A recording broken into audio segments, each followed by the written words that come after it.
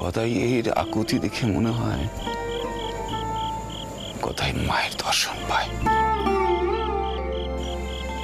কিন্তু এত ছেলে মানুষের মতন কথা বলে তখন আমার মনে হয় না, এটা সম্ভবপর নয়। যে মায়ের দর্শন পায় সে এত সাধারণ থাকে কি করে? এই জগতের সব রহস্য যদি আমরাই বুঝতে পারি তাহলে মা আমাদের কি বোঝাবে? আমার তীর বিশ্বাস চোট ভট্টাচার্যকে দে মা আমাদের নানান শিক্ষা দিচ্ছে।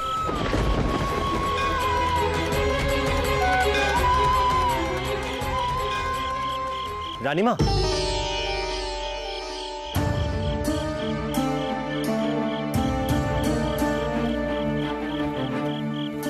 প্রণাম রানীমা।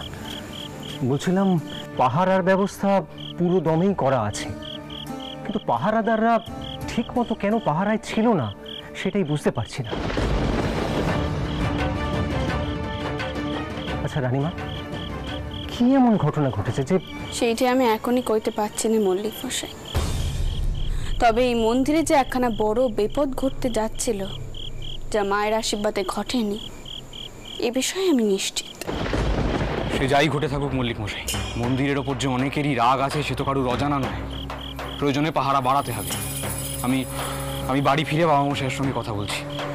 দিদমা, তুমি এখন ফিরবে তো? মল্লিক মশাই আসুন।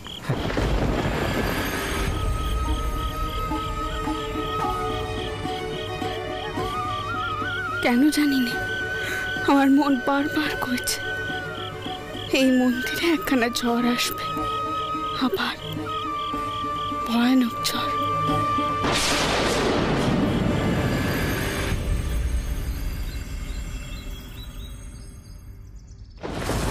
ঠাকুর এক কাণ্ড হয়েছে, গোপনে আর কিছু করার প্রয়োজন নেই। রানীমা যে কোথা থেকে জেনেছেন বোঝা গেল না। রাত থাকতে থাকতে তিনি মন্দিরে চলে এলেন। ভাগ্যিস ওই বুড়িকে দেখা যায়নি, হয়তো রানীমাকে দেখেই উধাও হয়েছে। ওই গদাধর ঠাকুর ওই বুড়িকেই মা ভবতারিণী বলে প্রচার করছে। গদাই ঠাকুরকে অন্যভাবে শায়েস্তা করতে হবে। লুটিয়ে দাও।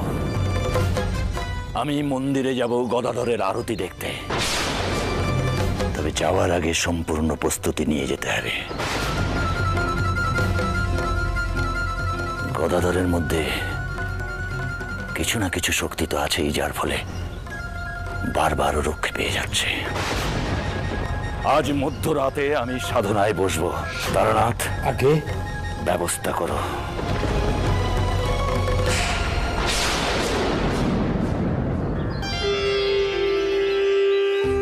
জয় মা, জয় মা, জয় মা, জয় মা, জয় মা, জয় মা, জয় মা, জয় মা। হ্যাঁ গা ছোট মামা, তুমি কি খুব বড় সাধক হয়ে গেলে নাকি গা? জানো ছোট মামা, কাল রাতে তোমার গান শুনে পেত্তম্বার গায়ে কাঁটা দিলে। এমনকি অলদারি মামাও কি কইছিল জানো? কইছিল তুমি যে মাকে দেখো সেই সন্দেহ অলদারি মামার কেটে যাচ্ছে।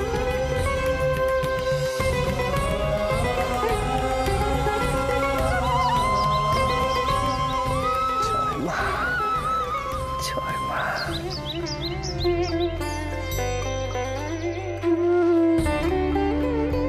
আচ্ছা ছোট মামা, আমি তোমার হৃদয় থাকবো তো গো? হরিদে, লোকে তো কয় আমার মাথার ব্যামো আছে, কিন্তু তোর আজ কি হলো রে? কি হলো তোর? কি যাতা কইছিস? হ্যাঁ, আর মা নিজে আমারে কয়েছেন আমার সাধনা এখনো অসম্পূর্ণ আছে। আর তাছাড়া ব্রহ্ম জ্ঞান হওয়ার অর্থ কি? সকলে ভুলে যাওয়া। না রে দিতে, ব্রহ্ম জ্ঞান হওয়ার অর্থ হলো সকলের মধ্যেই শক্তি আছে, এ কথা জানা বোঝা।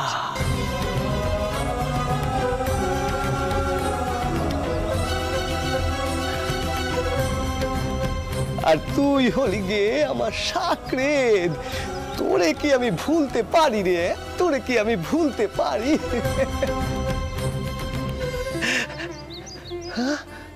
ও মা, কারে দেখছি? কে এসে আজ এত কাল পরে? তুমি কেমন আছো মা?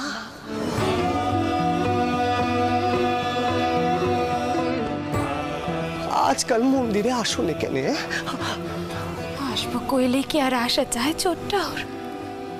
তুমি তো জানো বাড়িতে নানান রকমের সমস্যা দেখা দিয়েছে।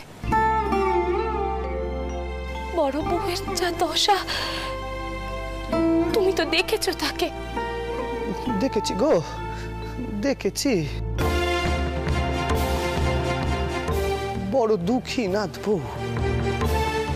আমি মারে কয়েছি তারে শান্তি দিতে, কয়েছি মারে।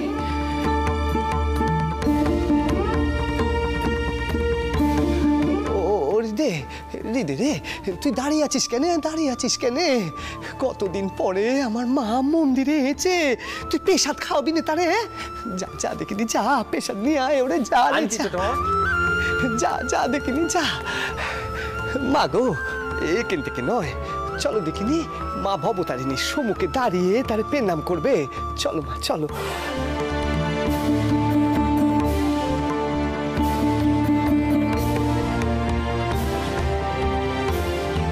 সেজো বাবু তো সবের বালাই নেই।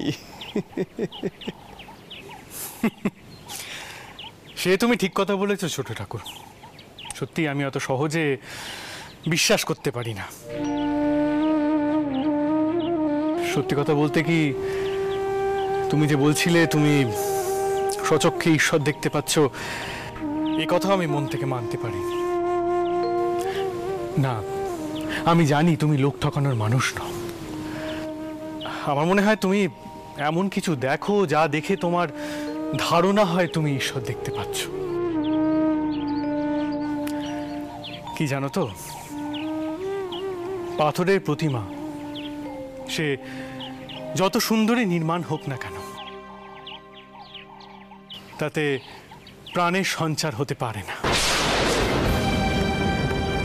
সেটা পাষাণ প্রতিমাই থাকে।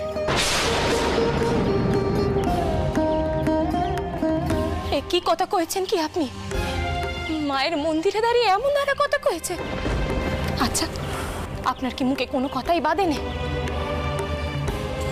মাগো, মাগো, তুমি দোষ নিও নে গো, দোষ নিও নে মা, দোষ নিও নে, দোষ নিও নে গো, দোষ নিও নে।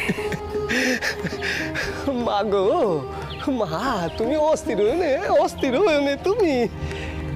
সেজো বাবু রে, বিশ্বাস আনানোর পথও মাই বেঁধে রেখেছেন।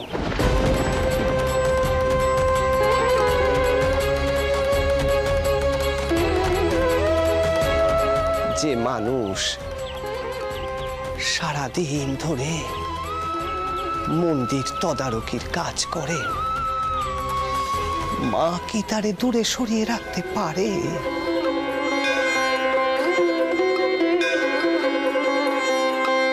কিন্তু আমি যে অত সোজা মানুষ নই ঠাকুর। আমার বিচার বিশ্বাস পাল্টায় না খুব সহজে। যাক, এখন ওসব কথা থাক। আচ্ছা, রানীমা বলছিলেন তুমি নাকি আবার একটা বড় বিপদের মধ্যে পড়তে চলেছিলে। আচ্ছা, কতবার তোমাকে আমি বারণ করেছি, কতবার বলেছি তুমি একা একা রাত বিরেতে এই মন্দির ছেড়ে বেরিও না, তাও তুমি বেরিয়ে পড়েছো। ওই দেখো, দেখেছো তো, দেখেছো তো, সেজো বাবু আবার আমার বকাবকি শুরু করলেন। ও সেজো বাবু, আমি কি রাত বেরোতে একা একা অমনি অমনি বেরোই নাকি? হ্যাঁ মা ভবতারিণী যে রেতের বেলায় জাগ্রত হর।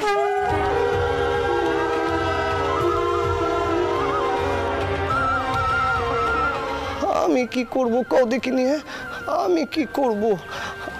কিন্তু ছোট্টাওর, তুমি একখানা কথা কিছুতে কেন বুঝতে চাইছো না? তোমার যদি ভালো মন্দ কিছু হয়ে যায় তখন আমরা তো একেবারে শেষ হয়ে যাব গো। তুমি একটু সাবধানে থেকো। মা তো তেমন কিছু কইলেন না, কিন্তু আমি তার কথাতেও বুঝলুম তিনিও কিন্তু খুব চিন্তায় পড়েছেন গো। সবার চিন্তা যিনি করেন, আমার চিন্তার ভারও যে তিনি নিয়েছেন।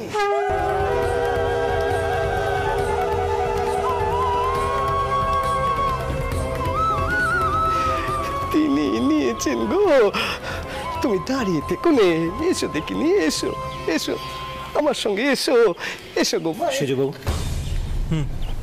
দয়া করে যদি একটিবার এদিকে আসেন। আসুন। কি হয়েছে মল্লিক মশাই? আসলে খবর পেলাম শিবানন্দ ব্রহ্মচারী মশাই নাকি কামাখ্যা থেকে ফিরে এসেছেন এবং উনি দক্ষিণেশ্বরের এই মন্দিরে আসতে চান, ছোট ঠাকুরের সঙ্গে আলাপ করতে চান। শিবানন্দ ব্রহ্মচারী মহাশয় এতকাল পর? আশ্চর্য। আমার কিন্তু কেমন একটা খটকা লাগছে মল্লিক মশাই।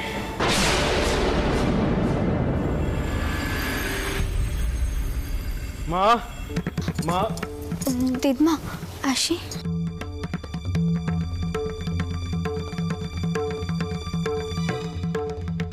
মতো চোরটাওরকে কেমন দেখলে? সে স্বাভাবিক তো? মা, তেনাকে দেখে তো স্বাভাবিকই মনে হলো। সারা মন্দিরে পিন্তিম দেবে বলে সলতে তৈরি করছিলেন তিনি। মা, একখানা খবর আছে। শিবানন্দ ব্রহ্মচারী মহাশয় নাকি কামাখ্যা থেকে ফিরে এসেছেন, আর উনি মন্দিরে আসছেন ছোট ঠাকুরের সঙ্গে আলাপ করতে। কি?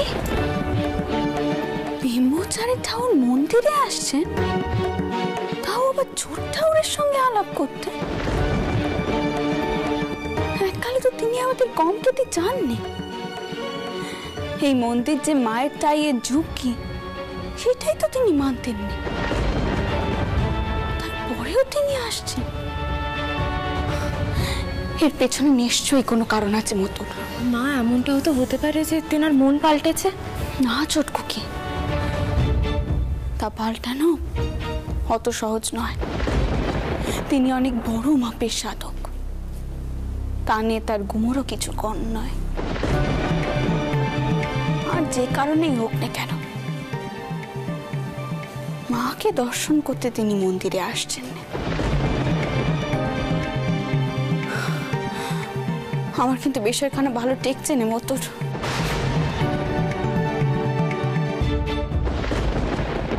মা, আপনি চিন্তা করবেন না, মন্দিরের পাহারা তো বাড়ানোই হয়েছে। আর আসুন না উনি, আমি নিজে থাকবো।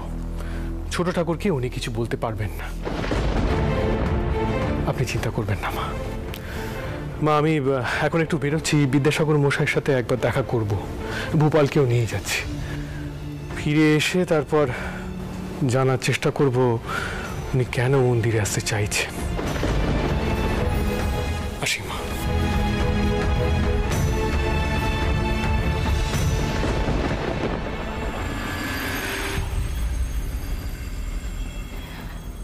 মা, মা, তোমার কাছে আমার একখানা প্রশ্ন ছিল।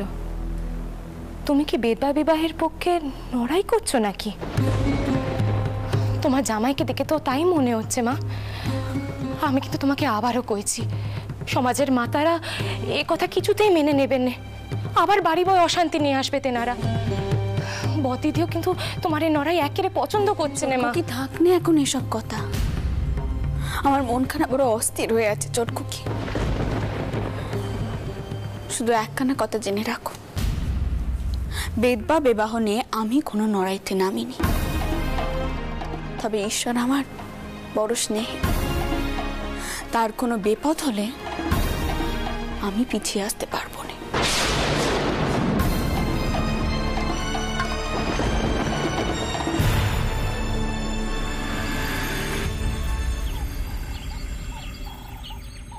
আসতে পারি বিদ্যাসাগর মশাই? আসুন আসুন রাজানারায়ণ বাবু, আসুন। আমার সৌভাগ্য আপনার মতো গণ্যমান্য লেখক সমাজসেবকের পায়ের ধুলো পড়লো আমার এই কাজের জায়গায়। আসুন আসুন। আমাকে দেখলে আপনার তামাশা করার স্বাদ হয়, তাই না? আসলে একখানা খবর আছে, তাই ছুটে এলো। বিদ্যাসাগর মশাই, কি আশ্চর্যের বিষয়, আজ পর পর মান্যগণ্যী মানুষেরা আমার কাজের জায়গায় পদধূলি দিচ্ছেন। ভূপালচন্দ্র এসেছে দেখছি। পরিচয় করিয়ে দিই, ইনি হলেন স্বনামধন্য লেখক সমাজসেবক শ্রী রাজনারায়ণ বসু। আর ইনি হলেন জানবাজের রানীমা সেজ জামাই শ্রী মথুরা মোহন বিশ্বাস, তাই তো? আগে আপনার সাথে মুখোমুখি পরিচয় হয়নি এর আগে, তবে আপনার নাম বাংলাদেশে কেউ জানে না এমন নেই। এটি হলো আমার জ্যেষ্ঠ পুত্র ভূপালচন্দ্র। থাক থাক থাক বাবা, দীর্ঘায়ু হোক। বিদ্যাসাগর মশাই, বিধবা বিবাহ নিয়ে একখানা খবর দেওয়ার আছে। যা শুনলাম তাতে মনে হচ্ছে কোম্পানি বাহাদুর বিধবা বিবাহ সংক্রান্ত আইন পাশ করানোর জন্য উৎসাহী হয়েছেন। কিন্তু কিন্তু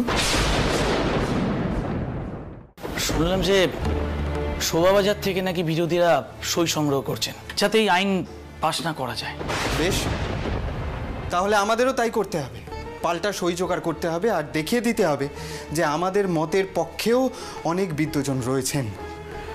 বিদ্যাসাগর মশাই, কিছু মনে করবেন না, তবে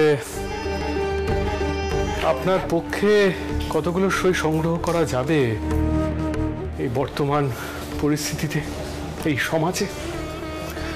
কারণ বেশিরভাগ মানুষই তো আপনার বিপক্ষে সই করবেন।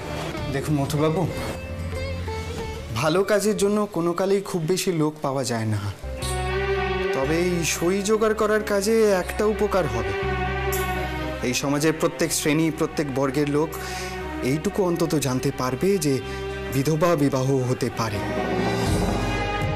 আর আমরা সেই বিধবাদের এই কষ্টের জীবন থেকে মুক্তি দেওয়ারই চেষ্টা করছি। যাই হোক, আসুন না আমরা বসে কথা। বিদ্যাসাগর মশাই, আপনি কি এটা আগে ভেবে দেখেছেন যে আপনার এই উদ্যোগ যদি তারা জেনে ফেলেন তাহলে আপনার প্রাণ নিয়ে টানাটানি হতে পারে? বাবা মশাই, বিদ্যাসাগর মশাইয়ের সঙ্গে আমি সর্বক্ষণ থাকতে চাই। ওনার জীবন রক্ষার দায়িত্ব এখন আমার। যতদিন না পর্যন্ত একজন ভালো লেঠেল নিযুক্ত করা হচ্ছে ততদিন পর্যন্ত এই কাজটা আমি করতে চাই। বিদ্যাসাগর মশাই, আমাকে দয়া করে অনুমতি দিন। আপনি নিশ্চিন্তে আপনার কাজ করবেন, আপনার ধারে কাছেও কেউ আসতে পারবে না। গোপালচন্দ্র, তোমার মতো তরুণেরা যদি এগিয়ে আসে তাহলে আর ভয় কিসের? মথুরবাবু, আপনি এখানে কিছুক্ষণ বসুন। রাজনারায়ণ বাবু, আপনি আমার সাথে একবার ভেতরে ঘরে চলুন তো। কোম্পানি বাহাদুরকে দেবার জন্য আবেদনপত্রে একটা খসড়া তৈরি করেছেন, একবার দেখে নেবেন ঠিক আছে কিনা। মথুরবাবু, আপনি অপেক্ষা করুন, আমি কিছুক্ষণের মধ্যেই চলে আসবো। আসুন।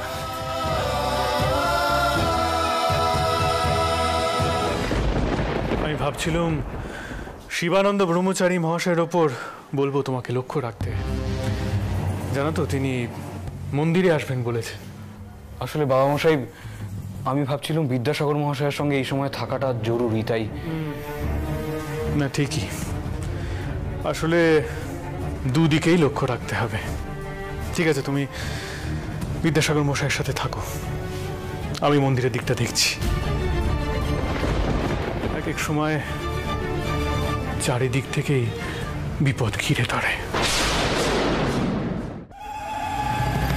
গদাধর বিনা সাধনায় মোহ মায়া সব ত্যাগ করে ফেলেছে, এটা আমায় বিশ্বাস করতে হবে।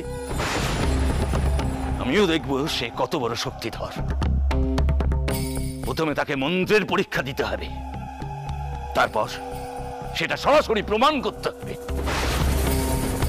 জয় মা, জয় মা, জয় মা ব্রহ্মমণি, আমায় শক্তি দে মাগো, আমায় শক্তি দে, যাতে করে আমি কঠোর হাতে ওই দুষ্ট ভণ্ডদের দমন করতে পারি। ওম রিং ক্লিং কালিকায় নমঃ। ওম রিং ক্লিং কালিকায় নমঃ। জয় মা, জয় মা, জয় মা।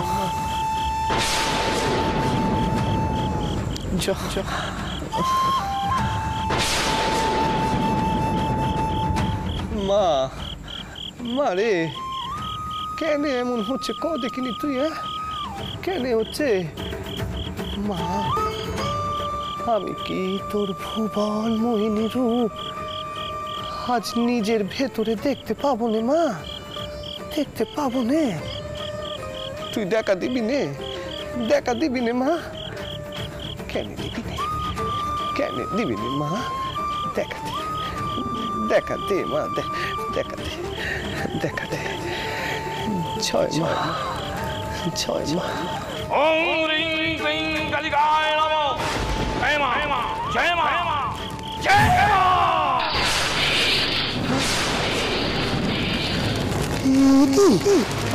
আগুন, এ তো আগুন।